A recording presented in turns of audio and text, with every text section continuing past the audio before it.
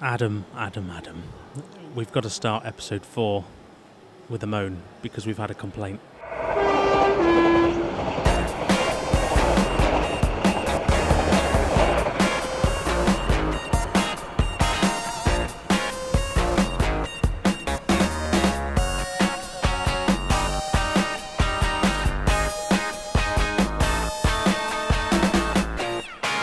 So, we said we were going on a road trip. Welcome to episode 4 of Junctions and Stuff, the joint podcast between myself, Adam Ely from Rail Stuff, that's rail-stuff.com, of course, and Richard Watson of New Junction fame. Fame. You are famous. And what an event it is. It's really exciting, this, because as we are recording, we are surrounded by the general public. We are. So just to remind you where we are for this episode, we came on a road trip. In fact, Richard picked me up from my house this morning at silly o'clock. Yeah, we say silly o'clock. It was 8 o'clock. For most people, that's not silly o'clock, but for us shed dwellers, it is. So yeah, he picked me up, and we stopped off for a little breakfast on the way, and here we are in Chester Cathedral, where we've come to take my first look at making tracks in situ in Chester Cathedral. You might have been before once or twice? Several times. I think I've been to every one so far. And to set the scene, we are currently in the south transept, which is a mid-Gothic period addition to Chester Cathedral, and it's absolutely stunning. There's floor-to-ceiling stained glass windows. And of course, we've got making tracks in the nave. You've done your research and everything. You can tell I've got notes in front of me and everything. My God, this is not a Richard I expected. Although I couldn't quite pinpoint when the cathedral was first a cathedral, because there's been so much on this site, because it goes all the way back, I think to the year 907, which is a long way ago. Yeah, you could have warned me that there was going to be historical facts. You mean you've not done your homework? I did some research into Pete. You can talk about him then, or to him if we're lucky enough. He spent time with Kylie Minogue. Yeah, I mean that's generally been our conversation this morning, hasn't it? So, and the reason I'm whispering is that Pete is kind of right near us making a tree at the moment. But hopefully we might grab a chat later. That would be nice to just find out a little bit more. But you mentioned a complaint. Let's deal with it. Yes. So on the back of a previous episode where you were talking about football, I believe. Yes. We've had a serious complaint. A serious complaint from a member of the TMC staff, the Model Centre. In the name of Peachy 120. Okay. Apparently he's a Spurs fan. Okay. Well, I know where not to shop now. Yeah. It's as simple as that for you, is it? No, it's not. No. But I know where the unsubscribe button is for someone's channel. That's for sure. So I'm on the side of the fence. I have no idea about football because I play trains for my hobby. So I have no idea. But apparently you're dead to him. Oh right, so it works that way round as well, does it? Okay, yeah. Yeah. Just to balance that argument out. I mean, here's a reference that works today, but probably won't in about 4 weeks' time when this episode airs. But it's an Ezzy thing for me to forgive him for. I presume the football fans will know exactly what that means. They should do. But yeah, this will be in a few weeks' time that this goes out, so they might have forgotten it by then. But or he might have turned out to be a complete flop by then. Who knows? But we'll find out. I take it from this, you're not going to issue an official apology for your statements regarding Spurs fans. I probably should. No, Spurs fans are all right. Generally not a threat to us, so it's fine. That's a backhanded compliment if ever you've heard one. Yeah, it's as good as we're going to get. No, for me, it's all just a bit of football banter. There are some people who take it really seriously and would just refuse to speak to each other. But no, a little bit of banter from my side. In fact, the word banter. I dug out the list of the ChatGPT generated names for this podcast and realised 75% of them had the word bants in them, spelt with a Z as well. I mean, we might be cool. Is that what the cool kids Yeah, do but these no, days? that might have been called 10 years ago or something like. I don't know. Bants. I don't know. Well, I think banter is seen more as bullying these days, isn't it? I think so. It changes a lot. Yeah. Maybe I'm definitely past it, and you're heading in that direction. So.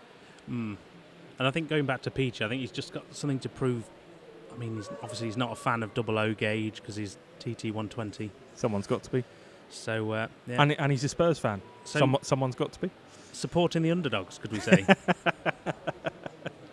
Well, thank you for your complaint, Peachy, and I'm sure we can have a sensible discussion about it at some point in the future. There's a pint at the end of that, I can tell. Yeah, why not? Yeah, just no Spurs shirts. Carry on. Right, making tracks. So what are we doing here? So we are here on the last week of the Making Tracks exhibition. Yep. This is their 5th time in the cathedral. I suppose this is the 4th layout they built. The 5th one is still to be seen. So this one's been out twice. But it could potentially be the last one here at the cathedral. Notice I say the word potentially, but it's looking like the last one. Yeah, that word, that suggestion has been going around for a few weeks now, but it's always masked with potentially. So are we just saying there's no confirmation, or just do they not really know what the plan is for next year? I don't think they know. I mean, Pete and the Railnuts themselves, even just to get to this stage, they've had to have so much personal sacrifice to give up the time to make the layout and then to bring it to the show. I mean, they personally man it every day, and it's on for over a month in the summer. And then, of course, you've got the various shows like the NEC shows, and then the Great Electric Train Show where they take it to as well. And they've got the Christmas thing at Blakemere. Yeah. And of course they're going to Aberystwyth. Easy for you to say. Hopefully, as well. So and it's all off their own back. Whether we see another one, that's the first time I've heard it questioned with a bit more seriousness. Okay, which maybe lends credence to the idea that, but maybe that's just because they're part way through it and they're thinking, okay, it's a lot of effort, but maybe come winter time they might be right up for it again and booked in for next year. Who knows? But we thought we should come over, seeing as this could be the last one, and it's worth us, I think, having a chat about the overall impact of making tracks, because it's not just about Chester Cathedral. You mentioned some of the shows that the layout travels to, and everywhere it's been and everywhere it's going to go, but it's had an impact, hasn't it? Oh, absolutely. The sole purpose of making tracks has been to inspire young and old people to get involved in model railways and have a go, ultimately. Just the same way that you could be part of the team here. You can volunteer to drive during their exhibition. You can turn up as a member of the public and have a go. It's probably one of the few things you could say that are outwardly inspiring the new generation of modeller, young or old. And on that subject, it is really nice to see that, because obviously this is school holidays time. Again, I appreciate that this will probably go out once schools have gone back, but it is school holidays time, and that means that there are families here taking a day out, and also there's lots of activities laid out for the kids as well. So there's a Brio train set, there's the Hornby play trains set over there. There's some other bits on the far side as well. So there's stuff for kids to do and to get interested in model railways as well. Oh, absolutely. In terms of what the cathedral have laid on as well, or allowed to be laid on in, I suppose, this setting is quite remarkable, really. We've got a pop-up shop, we've got a pop-up cafe that has a pizza oven. Was it a pizza oven or a laser cutter? It looked like a laser cutter, but I'm probably just obsessed at this point. But they did coffee, which was that brightened our day. Oh yeah, straight away. Yeah, I also spotted the full fat cans of Coke that are coming our way soon as well after this episode's recorded. That's for sure. And they do the proper sort of museum-esque chunky bars of chocolate. Oh, Tony's chocolate, in fact, not from Tony's Trains of Rugby, but there we go. I managed the Tony's plug. Well, I mean, to be honest, he'd probably do very well if he started offering chocolate. Hey, I might even start taking the journey up there if, down there for me. Isn't Down it? there Yeah, for rugby. you, yeah. Yeah, down there for me. Yeah, but okay, so let's go back to making tracks. I know you posed the question on Facebook the other day. What's the general feeling, do you think, amongst modelers about making tracks and the Railnuts? Is it overall a positive feeling, do you think? Absolutely. I mean, a lot of the comments. Interestingly, I should say that while we're sat here, there's a crowded room here of people appreciating the railway. Yep. And I could probably say that most of them aren't modelers first and foremost. Yep. They're tourists or fans who want to pop in and just have a look at what's going on. Yeah. Which is absolutely fantastic because that's new blood, as we like to call it. Mm-hmm. Or fresh meat. Fresh meat. How you look at it, yeah. And of course, then you've got the modelers side of it, people in the hobby who really enjoy the passion, really enjoy the dedication to basically just building a layout and enjoying a hobby. That seems to be the overriding thing: is people love the passion that they give out. Yep, I would agree. And it's great to see it up close because actually, not a criticism, but one of the challenges of the popularity of this layout when you go to Getz or Model World Live or wherever you go to see this is sometimes you can't see it because it's just too busy around this layout to have a look. And actually here there's a little bit more time and space to peruse and take it all in, which is wonderful. That's easily the best thing about coming to see it at the cathedral, and which would probably be one of the biggest losses should it stop going to the cathedral, is the fact that you can sort of enjoy the day, take your time. There's no hustle and bustle. It's busy, but there's still enough space to sort of be able to stand and watch the layout, talk to the guys, have a go, as we said. Whereas, like you say, I think when it was at the Great Electric Train Show and there's 150 odd foot of layout, it was 12 deep on all sides. The hall was at capacity several times over every day, which is incredible to see, but not so much if you're only there for a day. Yeah, exactly. Whereas here you can come and... I'm just watching people now looking at Watford Junction Station, looking at all the different flats and amazing structures that have been built on this layout, and they've got the time to peruse and watch the trains, but take in all the detail as well. Now, talking of these flats and things like that, you may have just made a purchase as well for yourself. Yes, for those who don't follow the videos, one of the I say it's big for my layout, but for making tracks, it's actually one of the smaller buildings. But I have purchased one. They made one available. And it's one of the many avenues that Making Tracks has added to the industry side of things, is they've pushed the boundaries with how a modern model railway is created. So this was particularly driven by Phil Morton of PGM Models, who was probably the first person really to take sort of CAD design of a building and then laser cutting them or 3D printing them and things and making them available as kits. That really fast forwarded that you can sort of now take a real building or a real station or a real platform and it can become reality with ease, actually. Well, you say with ease, when it's buffoons like you and I having a go, and maybe it's not quite so easy, but hey, actually I you make it look quite easy. I made a fence. You did? I made a fence on my laser cutter, so you did. Back in your box. And was that easy?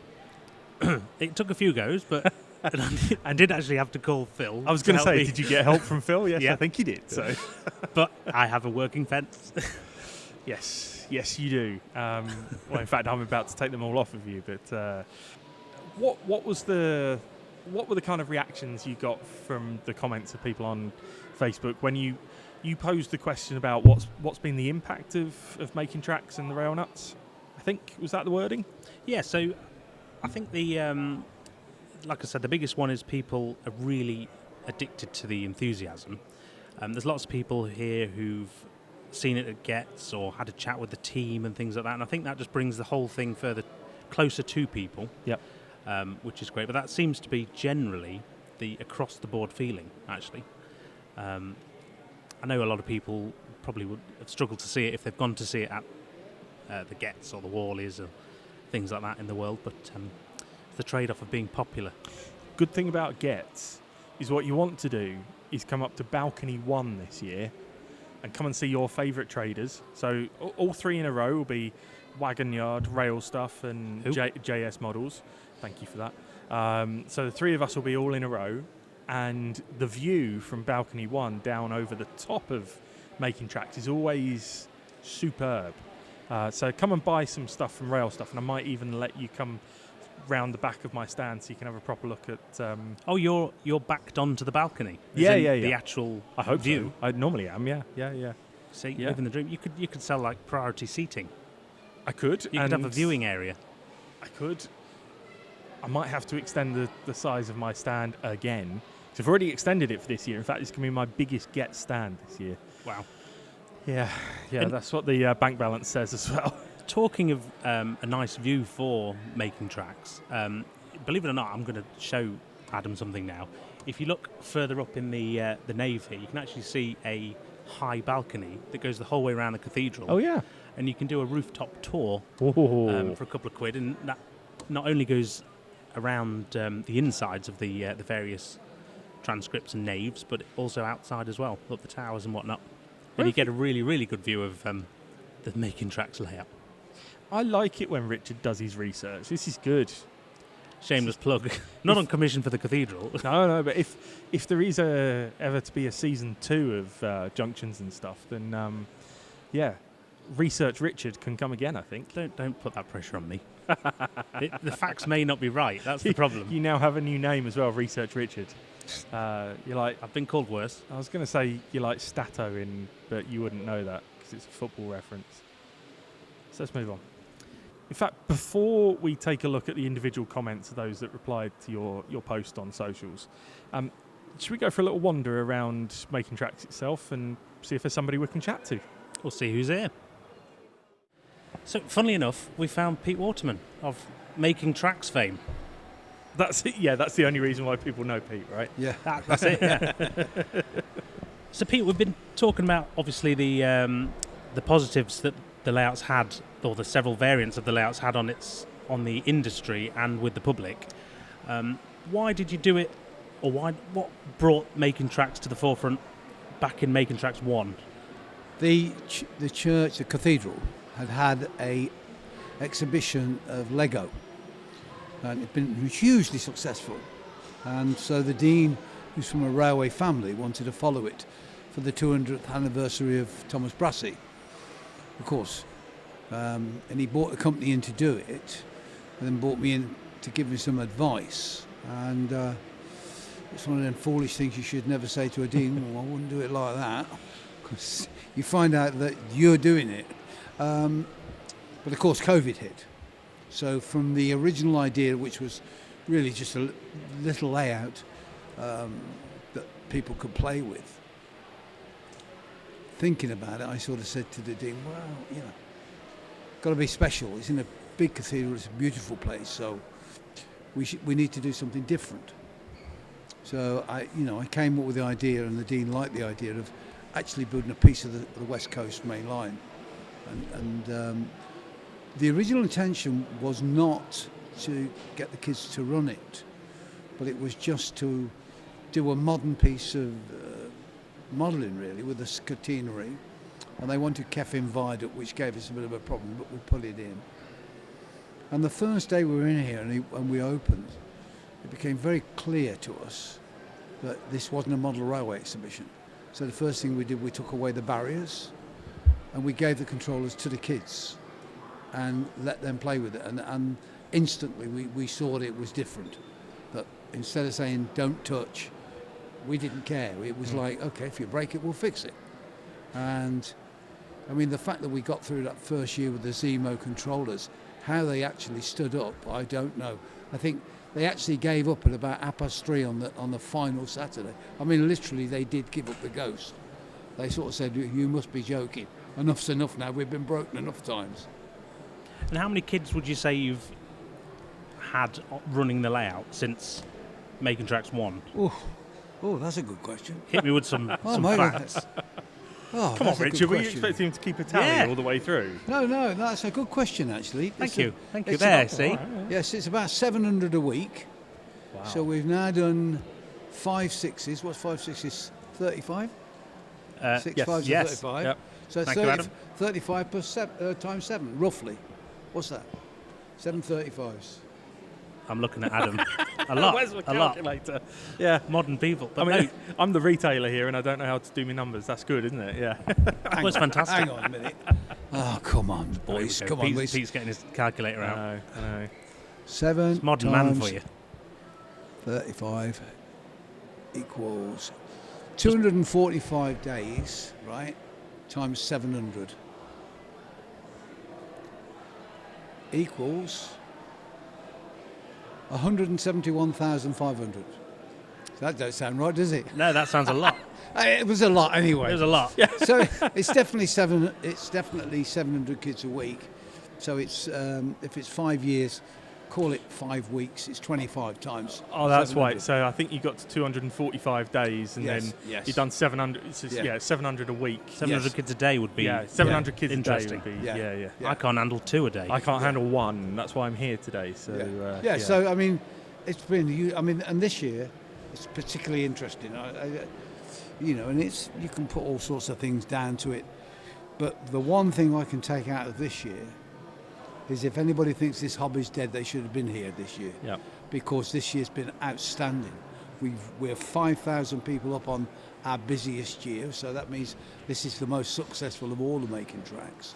Which is incredible, because I thought, if anything, given the amount of other big shows and big events that the layout is now at, whether it's Blakemere at Christmas, you're off to Aberystwyth later on this year, whether it's Greatest Gathering, Getz, you name it, it's been there. You thought that might have just tailed the novelty of it off? Right. Well, that's where the secret lies.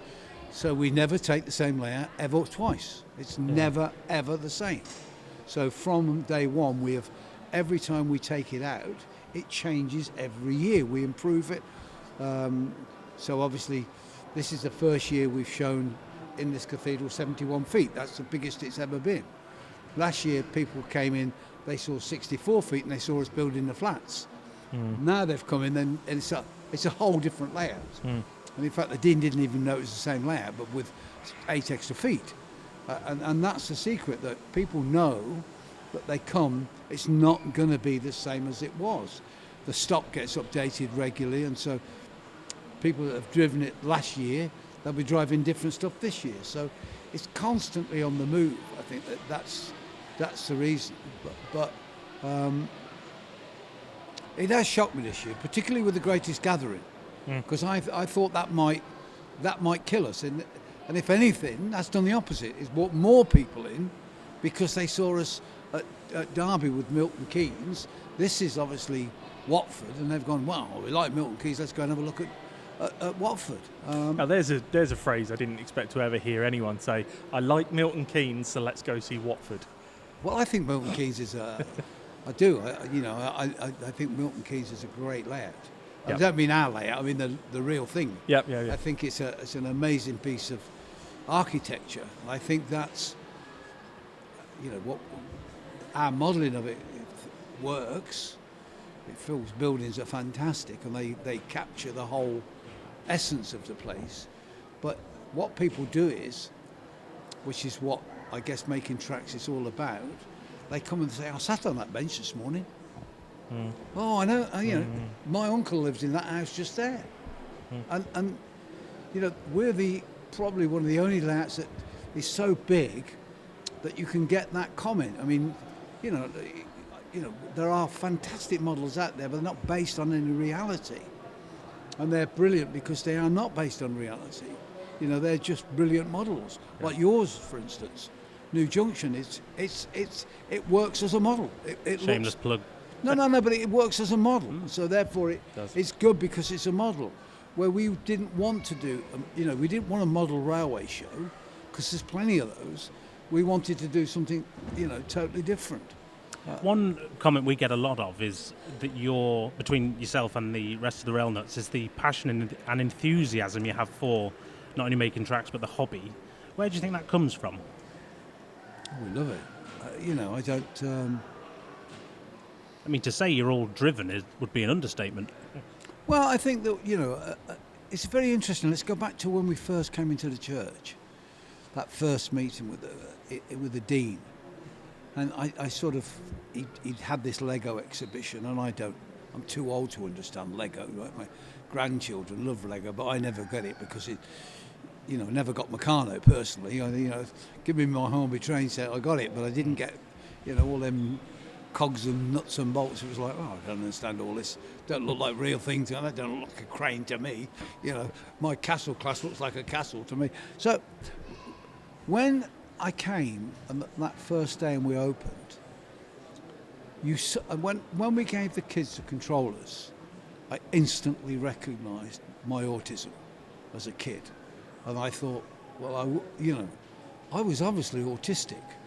In my 1940s, people didn't know about that. But I obviously, watching these kids is exactly what I would have done when I was 4 or 5. And I said to the dean, wow, this is amazing. And he went, why? I said, because these kids have got exactly the same enthusiasm that I would have had when I was their age. And listening to what they say and what they know, this is exactly like I remember going to the Jaguar Social Club, because obviously Jaguar cars are in Coventry, to their Christmas model railway exhibition, and telling the guy that the Duchess he got on there wasn't right because it was a Palmady Duchess and it never went through Coventry. And I just looked at this and I thought, I now understand what my problem has been in life. That actually, when somebody said you can't, I've always said, yes you can, because I don't see a negative. I see a positive, and I see, and I guess the other thing with me is, I'm jealous of somebody that's better than me, ever. It's like, that's fantastic, I love it. So I'm always like, looking at somebody else's work, back to the days at Pendon, I'm thinking, that's what I've got to do. I've got to create that, I've got to do that, and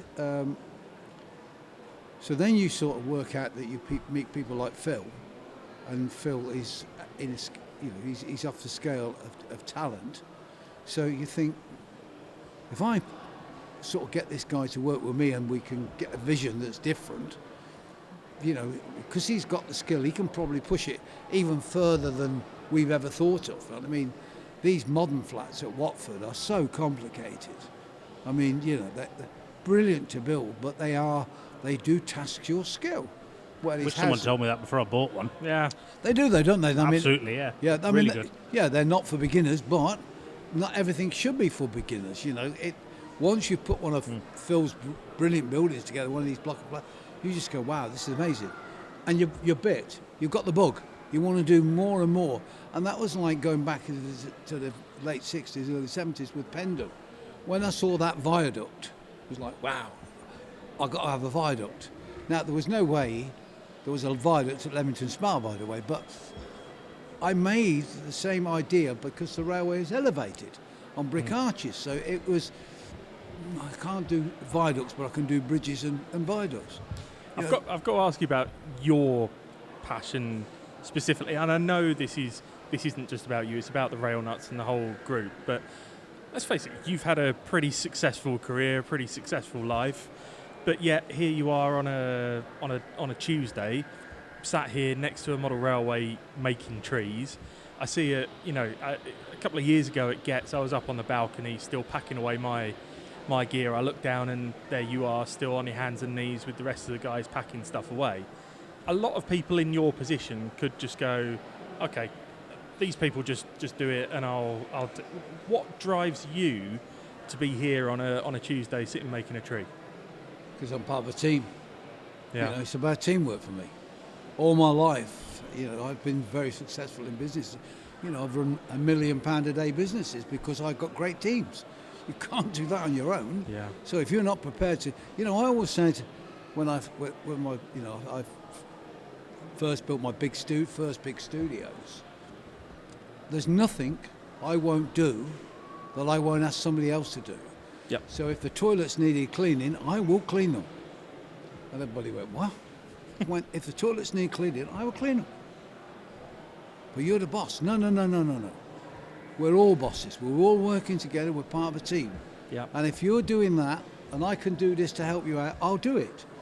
Because my whole thing was creative people need to be creative. Yep. So therefore you need to create that environment so they come to work full of creativity. They don't come to work worried about their mortgage, worried about their school fees, worried about their car breaking down. So if their car needs an MOT, I'd take it and get it MOT for them. If their mortgage was late, I'd ring the company and I'd give them a loan to pay them, because I wanted them to be creative. I wanted them focused. And that's the same as this. It's like I won't ask anybody here to do what I'm not prepared to do myself. Yeah. And it's not my layout, it is the Railnuts. Yes, I'm the figurehead because everybody knows, because I'm on probably television 3 days a week, everybody knows who I am. So that brings a notoriety to the layout, which is great for the rest of the guys. Yep. Because where they've all been members of clubs like at Manchester, now everybody knows them from TV and they like that. It gives them, some kudos and they can see it growing. I like the fact that it's not gone to your head. Listen, the thing is, I've had some tragedies in my life.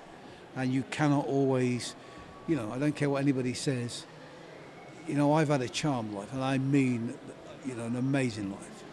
But there has been terrible moments in my life. And, you have to balance it. Life is not all, strawberries. There's a lot of rhubarb in there too. And you have to learn to take that rhubarb and try and add some sugar to it, because it's quite bitter. And I've always used modelling as the thing that balances me. So even when you're writing songs, Richard, it's very difficult because you're writing song after song after song. It's almost like making trees. There comes a point when you have to walk away because you just become like, oh my God, what rhymes with two? Can't do them all. So we used to have this, Matt and Mike had a certain game that they used to play between themselves to break the concentration. So they used to do like rhyming things like, motor pike and side carp, I'm having a whale of a time. And they would go on like this for hours. Right? I couldn't do that, I sort of joined in for a while, but I had my railway in my office. So I'd got my soldering iron in there, and I'd always got a kit that was on the go. So I'd go in there and I would, for 20, 30 minutes, an hour, just go in there and build kits. And then the boys would come in and say, right, we're ready, come on, we need some more lyrics. And off we'd go again. So it was... That's where locomotion came from. Well, you need... I beat you to it. You stole my question. I saw it. I said, was locomotion your idea, or... Well, one of my... It's funny, that's a funny song for me. In that, the first time I ever heard that record was in 1962, the week it came out. And I even know what time it was. It was 8:30 in the evening. And I was at the Locarno Ballroom in Coventry. And the DJ, well, I can't remember the guy's, no, I've forgotten his name for a minute. But he played it. And that record, it just stopped me in my tracks. And I got goosebumps. Yep. Right, I got goosebumps. And I went, what? What's Frank, the DJ, Frank Pritchard? What has made this happen? Why have I gone like this? And so I went out and bought the record. So it was always a record that I feel was the one point in my life where I realised that music could move people, and that's what I wanted to do. I wasn't going to be able to be a scientist and invent anything. I wasn't good enough to be a doctor to cure you. Could I make music that gave you goosebumps? And that was, if you like, the start. And then, of course, what I did, like everything else I do, including model railways, you then dig into it. You go, why? Look at that tree. How did he make that? where did he make, how did he do, how did he, so I remember buying Locomotion, going home, and I read that label and found out it was Carole King and Jerry Goffin had wrote it, right, and all that. So I then instantly started to look for Carole King and Jerry Goffin songs. That led me to Will You Still Love Me Tomorrow? And then suddenly, the Beatles, the B-side, or on the album, on Please Please Me, was Boys, which is the B-side of Will You Still Love Me Tomorrow, which is written by Goffin and King. So, and then this lovely record I heard one day on the radio was, it was in one of those moments that I just went, that's Carole King. And all it was, what should I write? And I just went, that's Carole King. And that then led me to know that the most important thing in music, as it is in model railways, is your first moment. That first moment, does it grab you? Does it give you goosebumps? If you can walk past it, you've missed a point, right? You've got that. So when you walk it, remember in the TV series, we had a big fight with Dave about turning the layout round, right? That's exactly what I mean. When you walk in and you see it, you go, wow, look at this, fantastic. And the kids get all excited and they run around, where's the driver's ticket? Wow, great. That's that moment where you go, bump. Whoa, what's that? Wow, listen to that. It's that moment. Wow. Do you have a highlight of, because obviously you've seen it all now with your model railway and real railway career, but do you have a highlight where, say, from 1 to 5 making tracks that's been your absolute top moment, giving you those goosebumps? It's people who give me the goosebumps. I mean, again, we go back to autism, which is, it's a favourite subject to everybody. I find it hard to talk about because it sounds as if it's becoming trendy for me, and it's not like that. We have, and I've told this story, I told it at Derby, one young lad he's followed us everywhere. He's come from day one. He comes with his mum and dad or his gran. And he came in 3 weeks ago, it was Friday, and he always shouts, Pete Waterman, Johnny's in the building, as loud as he can down the church. Nobody cares, he just gets it. He come down here, roughly where we're sitting now, and he said, Pete Waterman, I'm 13 today and I'm officially autistic. I went, what? And I thought, this is the greatest honesty I've ever heard in my life. It's like, wow. All the stuff we've done over the 5 years we're making tracks, little Johnny is proud of the fact that he now knows what the problem is. And, he's got a special teacher now and he's improving and he loves it. His knowledge is phenomenal. And I thought, that's all you need to do. That story is more than a lifetime payment. That some little lad you've entertained for 5 years, the world, because of what his problems, the world is his oyster. Now he's got a teacher. Because he's officially autistic, he is now getting help. He's blossoming. He's facts and figures. And when I told him I got a new TV series with Simon Cowell, he nearly went loopy. and that's the moment for me. It's not about winning awards. That's great for the team, and they deserve the awards and the accolades. I'm more interested in keeping the hobby moving and bringing young people in to show them that the joy there is. See, for me, model railways is something we should be teaching in school, because it was taught in my school. I agree. It was taught in my school. We were saying the other day that you're a model engineer, you're an electrician, you're a carpenter. Well, not Richard. He gets people in to do that. Mathematician. Exactly. Well, not us. Not us. We could use a calculator. But you're doing all of these things, and it's firing that creative side of you as well. It's an art and craft as well. It's about, we talked in episode 1 or 2, can't remember, about the creativity and the storytelling of model railways as well, and it's all of those things crammed together. Well, you're absolutely right, of course, and this to me is why I've enjoyed the last 10 years of my modelling, because you know, in the past I've been focusing on locomotives and rolling stock. So the last 20 years building my O gauge and now building these, I have to concentrate on scenery because everybody else is doing everything else.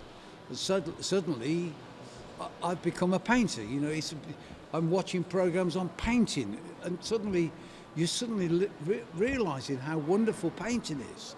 You know, it's like, wow, you know, 6-inch, oh, look at this, and people are coming, I love your clouds, and you're thinking, well, I only watched Bob Ross with his 6-inch paintbrush. I'm just copying him. And suddenly you go, well, they do look all right, they look good.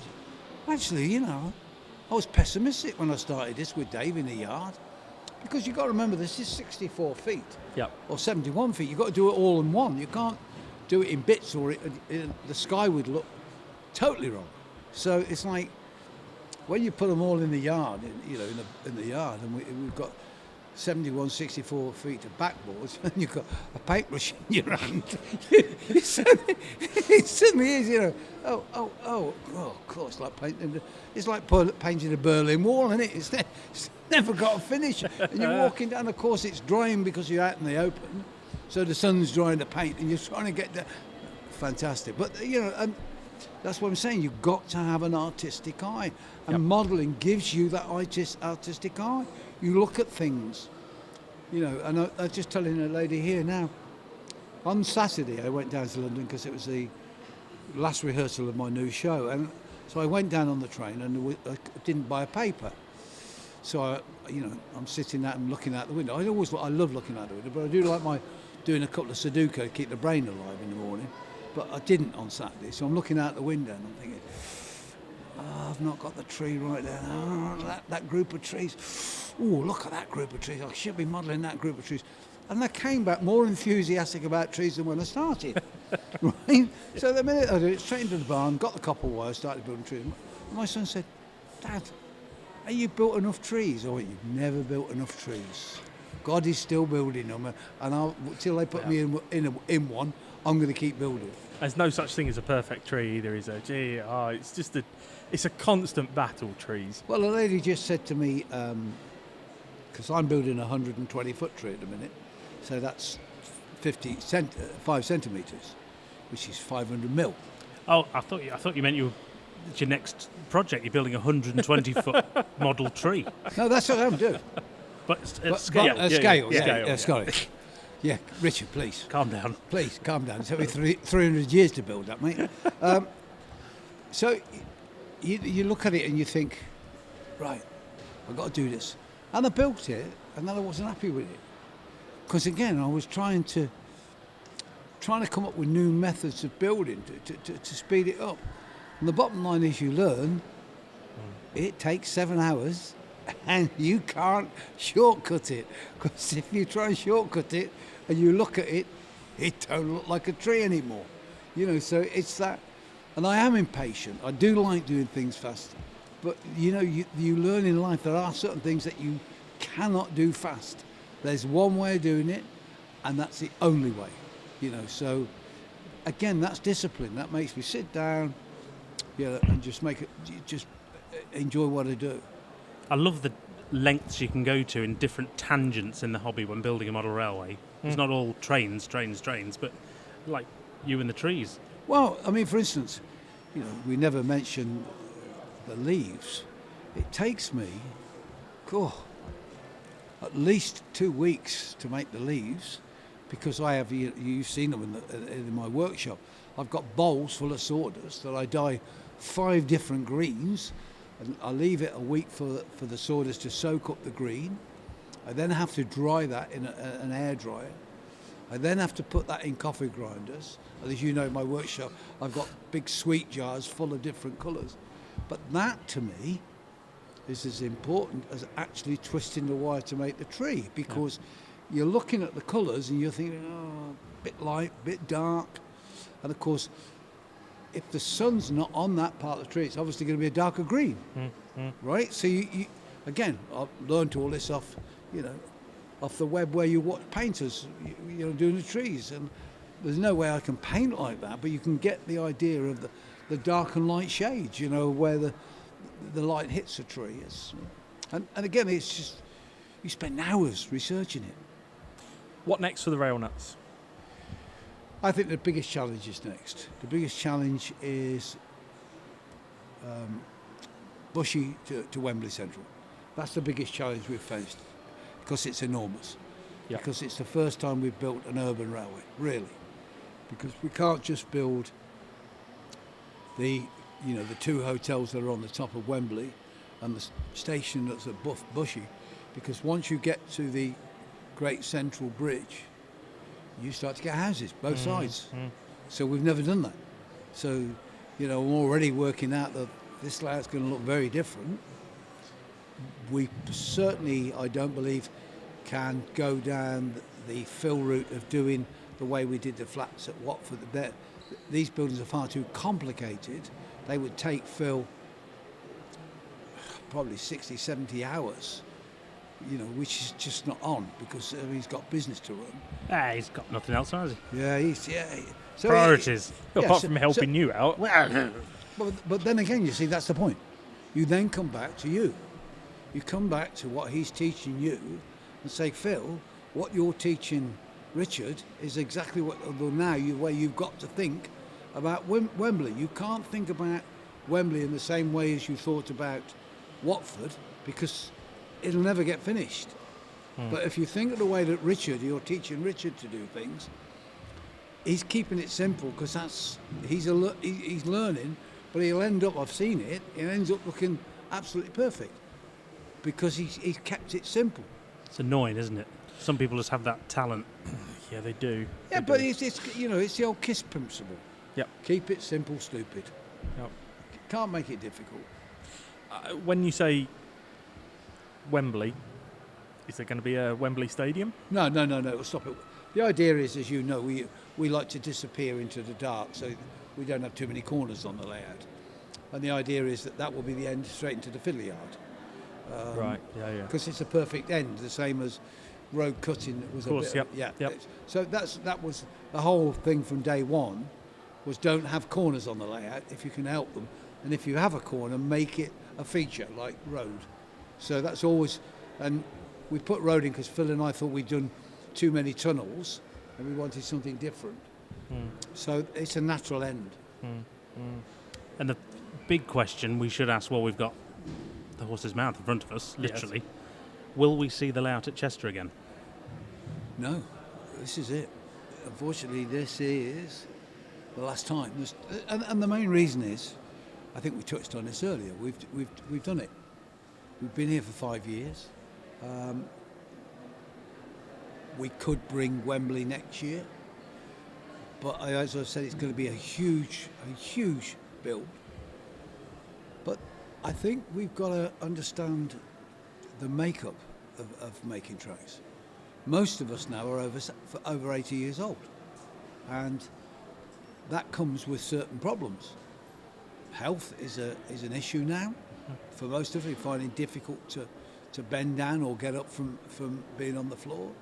Our wives, or some of the wives, are not as healthy as they used to be, and they need more looking after them.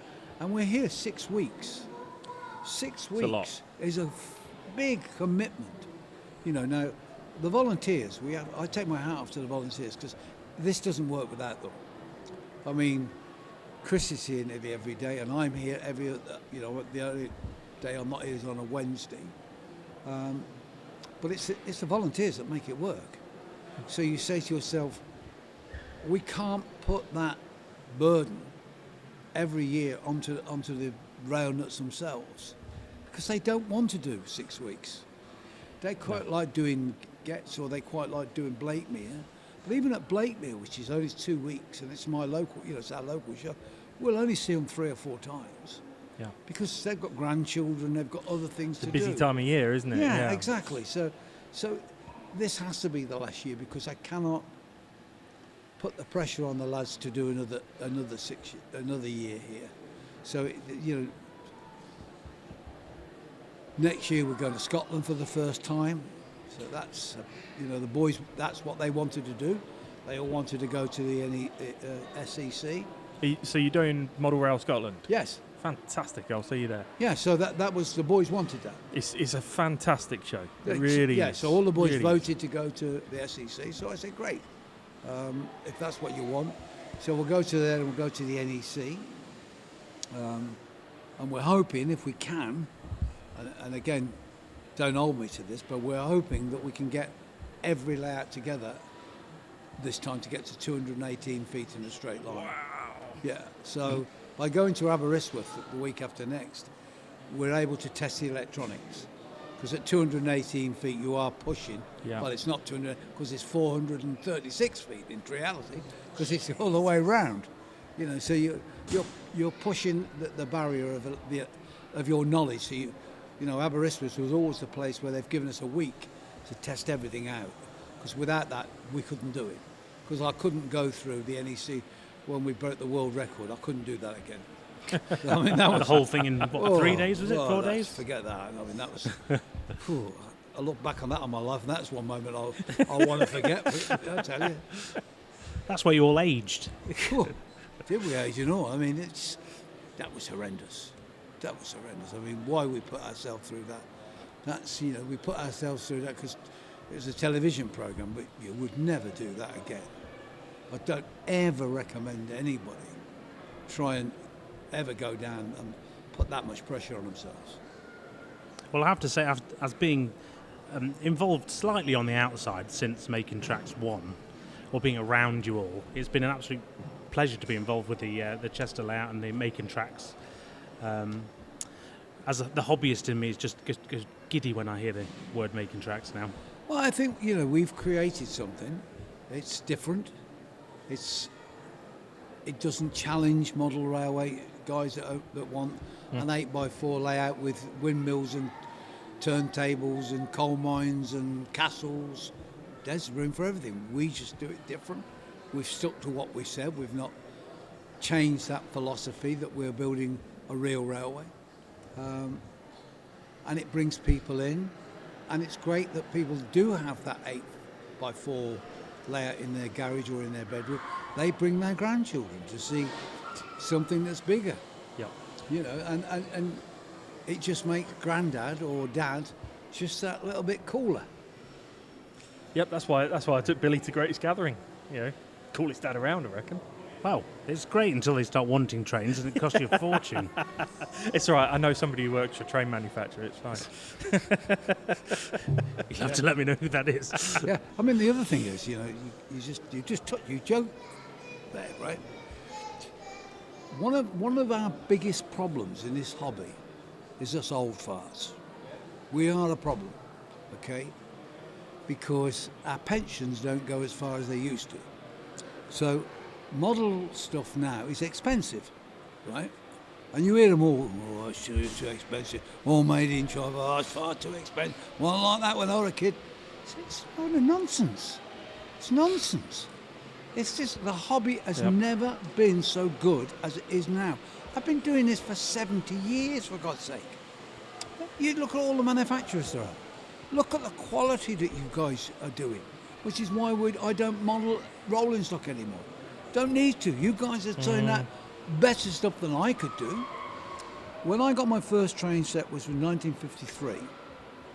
It was like 5 guineas from Marks and Spencer's. It was a Princess Elizabeth triangle set, 2 coaches, a track, and a battery power plant. But you didn't get the batteries, but you got the terrible thing that the batteries went in and warped like crazy in about 5 minutes.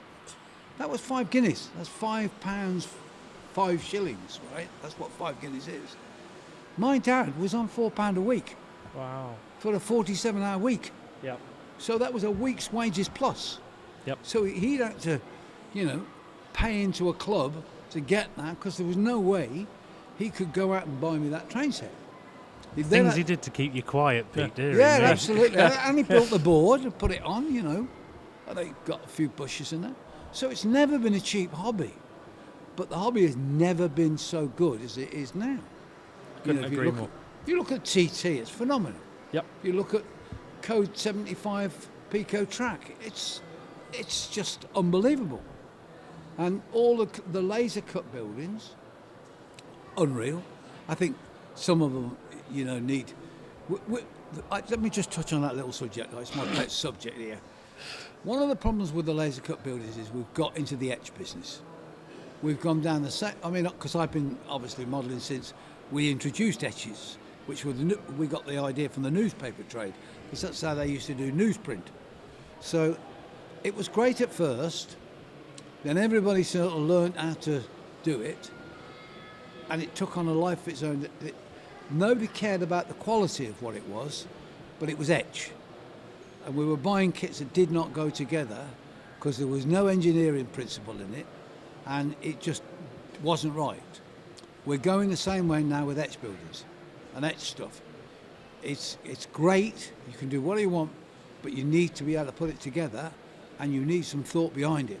And there's too much stuff on the market that's rubbish. And we've been here before with etch and kits, and it killed the kit market. I mean, the kit market now is so small compared with what it used to be, because people spent 200-350, 400 quid for a locomotive kit, started to put it together, and it never went. Yep. And that wonderful phrase which I hate, an aid to scratch building. Well, I'll scratch build it. It's cheaper. Yeah, exactly. Well, I hope you're taking this on board, Mr. Laser. I'm writing notes. Yeah. But it's one of the reasons why Richard and I have ended up working together on the laser cut kits that he's doing, because there's some stuff that I've had in my range for a while, and I'm not going to name names, but there's some stuff that I'm selling it because it's the only thing that's available for what people want, but it's not good enough. No. And now actually by taking it right back to scratch and cutting out a lot of the middlemen, we can do something together that is better, hopefully. Yeah, it's an amazing tool. Yeah. You can do anything with it. And 3D printers as well, same thing. Yeah, we'll touch on that subject in a minute. But laser cut is just, if you've got the guy that designs it right, you can build anything you want. Yep. You can build the Taj Mahal if you wanted to. I think Phil could as well. Yes. No, have you not got that on your list? That'd be a Phil request, that would. Right. I do fences.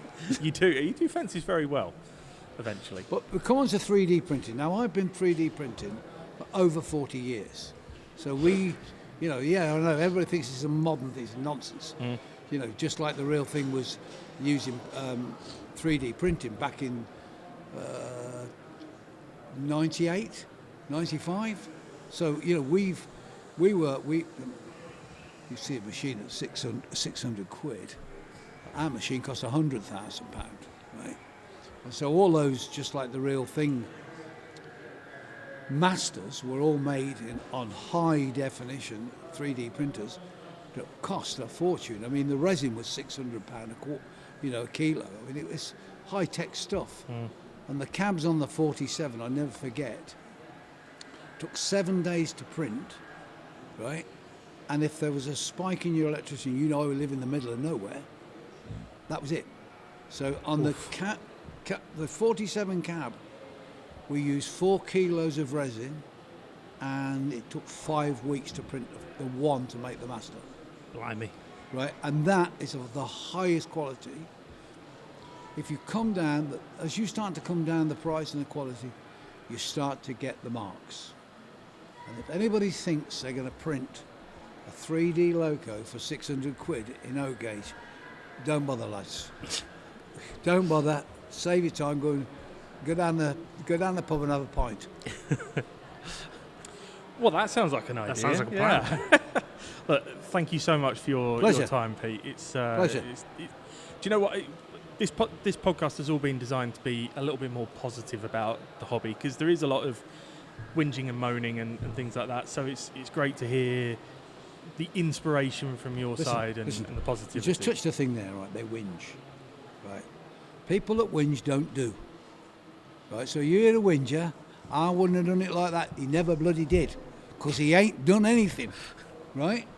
I've heard all this for years. Just a quick story. Sorry I know you want to wrap up. I was at Manchester. I opened the Manchester show. This is quite a few years ago. O gauge, and I had a Royal Scot on my stand. It's a new kit I was introducing, and I had two things. I had a lost wax chimney off the castle on the table, and some beechy wood, right? So a guy came over and he went, "Oh, I haven't seen wood like that for years," he said, "How much is that?" I said, "A fiver." He went, "A fiver? It was £0.50 in 1947. You go, "Yeah, right, okay." And then the next guy come over and he said, "You got the shape of the chimney wrong." I said, "Really?" He said, Yeah. I said, "You can tell by looking at it, the shape's wrong." Yeah. I said, "Well, that's really funny, because I've got the real chimney sitting on my floor at my workshop in Crewe, and I've 3D photographed it, and that's that chimney." All I did was pack up my table and went home. And I've never been back to Manchester since, because you know what? I want to get on with it. I don't want negativity. Yep. If you don't think it's right, fantastic. You show me how to do it. I'm all willing for coming. You shouldn't do it like that. You should do it like this. I'm all for that. That's great. Yep. But don't come and tell me it's wrong. I think we can say amen to Noted. that, can't we? Absolutely, yeah. Deary me. Well, this has been one hell of a chat, hasn't it? That's it. I told you. Yeah. Guys, pleasure. I'm going back to build Thank a you tree. very much, Pete. Thank you so much. Thank you, guys. Well, that was one heck of a conversation. That is an inspiring railway modeller. It's addictive, Yeah. that energy. It's Yep. nice to be around. Infectious as well. You know, That's the word. You can't. Oh, is that what you were going for in the Yeah, first? I just- okay. Mind blank. Well, it is addictive as well. But I think it was quite refreshing as well to sit down with Pete, and not only to hear about why making tracks is as good as it is, but there was one thing that really stuck out to me, and that was when he talked about when he sees other people's work, and some people might then get jealous of what somebody else is doing or whatever, but for Pete, that's not look what they've done. It's all inspiration to what he does next. I think it's real as well. It's the real him. So Yeah. he's not talking to us because we're anything special. He's just talking to us because he likes to talk to everyone about this hobby. Yeah. And if you come and visit or see him at a show, he's exactly the same. Yeah, absolutely. No, it was just he gave us lots of time as well, and it's so clear that this is not just a hobby for him. This is an obsession, but a healthy obsession. You know, it's a real passion. And dare I say it, all the Railnuts are like that. Right. They're just passionate people who have their own individual skills and talents, and come together, and they're quite formidable as a model railway creating team. But we did get the confirmation that this is the last one, so it's gone from being possibly to Pete saying, "Yep, this is the last one." I mean, it may be that they take a year off and then go, "Well, we could do it again." I was going to say I don't believe it until they don't do it. Yeah, because to be that sort of that can-do mentality in the first place means you're open to, okay, we'll do it again. Yeah. But I mean, he says, "Oh, you know, we're gonna not do it here," but they've got plenty of other plans. It's not like they're stopping doing it. I mean, Bushy to Wembley that's one heck of a stretch of the West Coast Main Line, with a lot of urban detail to go in as well. It's going to be fascinating to see how they pull that off. Well, they've had the time this time round, because I mean they're not rushing to make an exhibition this time, so they've been making the layout, the new one, for a while. Yeah. Which doesn't make it any easier, but no excuse, basically. As a modeller yourself, I mean, I pretend to be sometimes, but as a proper modeller yourself, what inspiration have you drawn from that conversation with Pete? I mean, obviously through my previous jobs, I've been very privileged to be able to go around to Pete's home and the barn where the various railways and layouts have been created since Making Tracks 1, actually. And for me, I think the lasting influence will be, I have felt, like many others, lots of emotions when you see or hear of Kylie Minogue. But one that has changed in recent years is when you see or hear Kylie Minogue now is I think of trains. So that was something I wasn't expecting way back, to be honest. Yeah. I shared an anecdote with Richard, and I am beyond annoyed with you that you took Oops. my locomotion. Anyway, whatever. But the thing I shared earlier was that when Kylie Minogue left Neighbours, this person here that he's talking right now was 3 years of age, and I cried my eyes out. If you don't believe me, ask my mother at the Rail Stuff Open Day in December. She'll confirm that. But yeah. So to sit in the presence of somebody who's spent a lot of time with Mrs. Minogue, Miss Minogue, I don't know, Kylie. What a privilege. What a privilege. I like that. We know Pete for 5 minutes, and then all of a sudden Kylie's on first name terms with us. She has no clue who we are, but never mind. Well, if she's listening, hello. Yeah. I don't know where to go from there. You've We're distracted just waiting me. for the phone to go. Yeah, it's not going to happen. No. At At least let me enjoy that thought for a minute before Yeah. you say no. Dearie me. Yeah. Back to trains. God, we are getting on a bit though, aren't we? I mean, What don't know- age or the length of this podcast? I think age, but I don't know why I suddenly thought of myself as being old then, but I did. But let's just because we are going to sort of wrap this up in the next few minutes or so. But having seen this up close ourselves again today, I mean, for you, certainly not the first time, even this past 10 days. What do you think is the legacy of making tracks in Chester Cathedral? That is a good question. I think if I was to summarise, I'd probably say something along the lines of its legacy is how inclusive the hobby is to railway fans and non-railway fans. I mean, the layout and the Railnuts have achieved so much within the industry, but also masses outside of the industry, which I think is very important because it's very easy to look at train fans and see an anorak or someone odd in society, but this sort of normalises it, and the more we see this kind of thing, the more it's just seen as quite an enjoyable, harmful hobby, which is harmless hobby. Wow, an enjoyable, harmless hobby, which will then make it more open to more people, which then, of course, only benefits the hobby.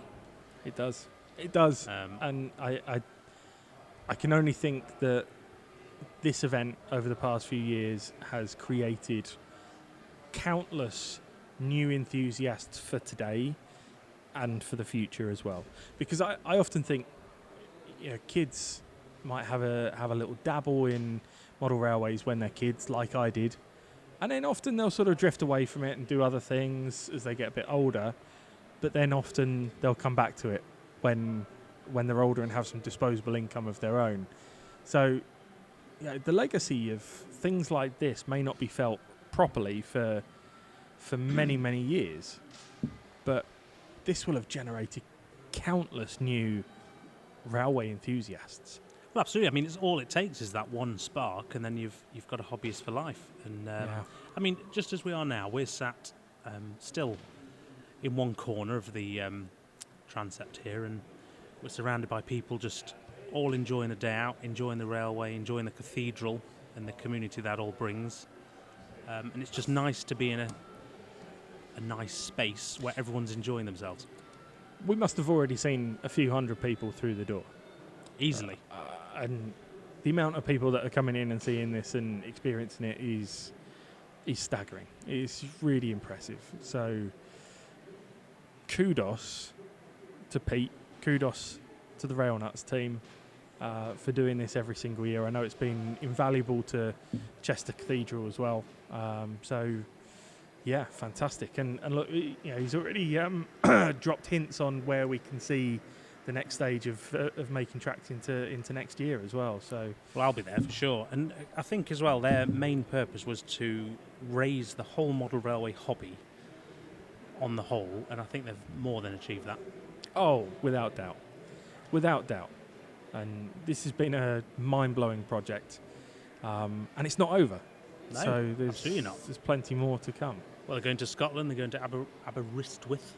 Oh, you said it this time. Well done. Well, Yeah, them going to Model Rail Scotland is really exciting. It's a great show, that one. You know it's a personal favourite of mine. I love that show.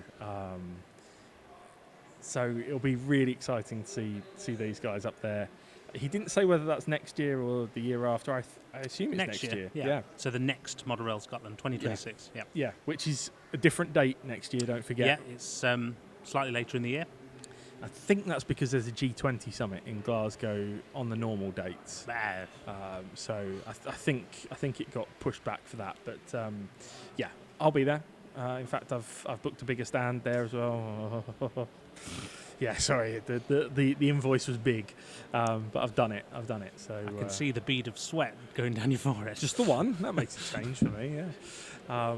No, so. We know that this is going to carry on. We know that this has been popular. We know the feedback is good. But of course, there is a question mark. Here we are at episode 4 as to whether this goes on. And we would like your feedback to tell us about that. What I would like to say before Richard dives in to talk about that is we've got to say a huge thank you to Acura Scale for backing this trial project. And seeing where we can go with it, and let's find out whether there's an appetite for us to do more. Absolutely. I mean, I suppose just on Acura Scale, obviously I work for them, so I'm biased, but it's very nice to be able to work with, again, another group of people who are not only disruptors of the industry, but supporters of things like this. And did you just almost call them destructors of the industry? Wow. I was nearly on the job centre then. That was close. That would have been sponsorship wiped out, Deary Richard without me. a job. Oh, dear. But you know what I mean. I do. It's nice. Yeah. And no, thank you. We have to say thank you very much for everyone who's tuned in and given us their ear for a bit and just given us a chance, because it feels like I've enjoyed myself. I don't know about you. I have, yeah. It's nice to do something not by myself for once. A new hobby. Yeah, exactly. But no, it's been great to have your ideas and input in this, and it's just nice to have a positive conversation about our blooming hobby for once. It's refreshing. Yeah, isn't it? Yeah. Maybe series 2 we could be negative. No. I don't think you and I could do a fully negative show, could we? No, I don't think so. We're too glass half full. Yeah, I'm disappointed if my glass is only half full. It means I need to order another one. No, it's been excellent to sit down and have these conversations, and let us know what you think. Yes, please comment, because it does tell us whether we should stop or whether we should continue or look to continue. We do want constructive criticism as well. I don't mind normal criticism, to be honest. Oh, I do. I'm very thin-skinned, me. No. Honestly, anything that is useful, tell us. We're open to it. We're big boys. We can take it. We just want to do things right. So if you guys want more of this, I think we're in a position to do it and to do more. It doesn't mean the end of Rail People. Rail People's going to carry on. And in fact, I'm busy arranging a couple for September, so there'll be some more of that coming as well. But is it a episode with Richard from New Junction? No, I've already had 2 of those, so I don't think a people third would be bored. The invite to Kylie Minogue is there and open if she's free in September. Oh, I should have invited Pete whilst he was here. I didn't want to confuse him, though, with different podcasts and stuff. So, but I'll have the chat at some point. Maybe we can have a more in-depth conversation. There's Although plenty that of was people pretty to talk to. in-depth. I was going to say that's 3 hours. I could do that. I could sit and listen to that man talk about it but I probably would ask him more about Kylie next time. On that note, any closing thoughts from Richard Watson of New Junction fame? No, just thank you very much for listening, to be honest. I've really enjoyed myself. It's been nice, as you say, to have a very positive conversation and outlook on something hobby related. That's not a video, and I think I'm getting what I wanted to from creating this with yourself. So, thank you. Excellent. Well, thank you very much for listening. Thank you for being part of it. Thank you, Acura Scale, for believing in it as well. And hey, who knows? Maybe we'll see you again soon. Thank you very much. Bye-bye. Bye.